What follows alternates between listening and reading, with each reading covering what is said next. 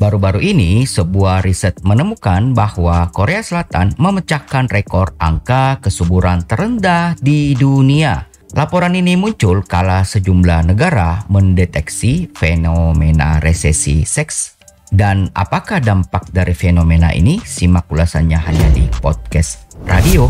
Kembali bersama podcast radio ditemani oleh Mimin Freddy. Korea Selatan menempati rekor kesuburan terendah di dunia. Jadi ini ada riset ya. Dan apakah ini menjadi tanda resesi seks untuk di Korea Selatan? Beberapa tahun belakangan ini, berbagai media menggunakan istilah resesi seks untuk menggambarkan penurunan aktivitas seksual karena tekanan hidup kian tinggi. Korea Selatan sendiri memang sudah mengalami masalah reproduksi bertahun-tahun. Puncaknya tingkat kesuburan di negara itu turun 0,03% menjadi 0,81% pada tahun 2021.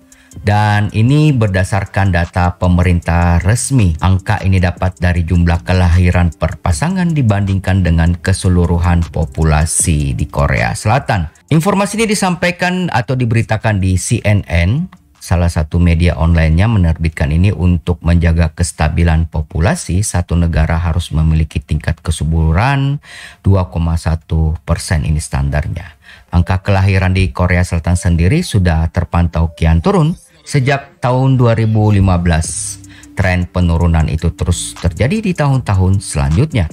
Pada tahun 2020, negara itu bahkan mencatat lebih banyak kematian ketimbang kelahiran untuk pertama kalinya.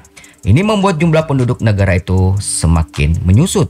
Belakangan, perempuan Korea Selatan juga memutuskan untuk memiliki anak saat usia tua saja. Rata-rata umur perempuan Korea Selatan yang melahirkan pada tahun 2021 adalah usia 33 tahun dan seterusnya. Beberapa faktor menjadi penyebab angka kelahiran Korea Selatan berkurang, mulai dari budaya kerja, upah stagnan, kenaikan biaya hidup, dan kenaikan harga rumah.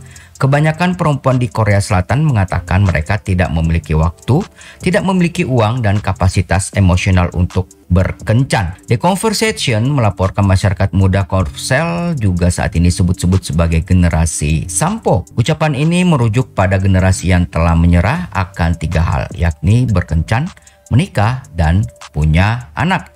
Asisten Profesor Sosiologi di Universitas British Columbia, Yu Kian, menuturkan bahwa 40% masyarakat Korea Selatan berumur 20-an hingga 30 tahun telah berhenti berkencan. Yue menuturkan bahwa pernikahan dan kencan sudah tidak lagi menjadi prioritas. Salah satunya karena bagi perempuan Korsel, mereka mengembang tanggung jawab lebih banyak atas urusan rumah. Riset Yue pada tahun 2006 menemukan bahwa 46% perempuan Korea Selatan yang menikah pada 25 sampai dengan 54 tahun mengemban 80% pekerjaan rumah. Suami mereka hanya melakukan pekerjaan rumah kurang dari 20%. Tak hanya itu, alasan lain generasi muda Korsel tidak mau lagi berkencan, menikah, dan membesarkan anak adalah karena kesulitan finansial. Banyak generasi muda Korsel yang bekerja tanpa kontrak tetap, bayaran rendah, dan sedikit jaminan pendapatan.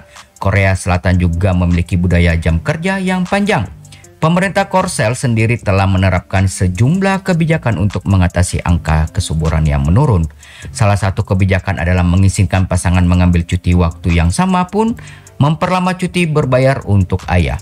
Pemerintah juga mengurangi jumlah waktu bekerja per pekan dari 68 ke 52 dengan harapan warga Korea Selatan dapat memiliki kehidupan pribadi setelah bekerja. Silahkan tulis komentarnya di kolom komentar dan jangan lupa dibagikan dan dukung kami dengan mengklik tombol subscribe dan aktifkan tombol loncengnya. Sampai jumpa.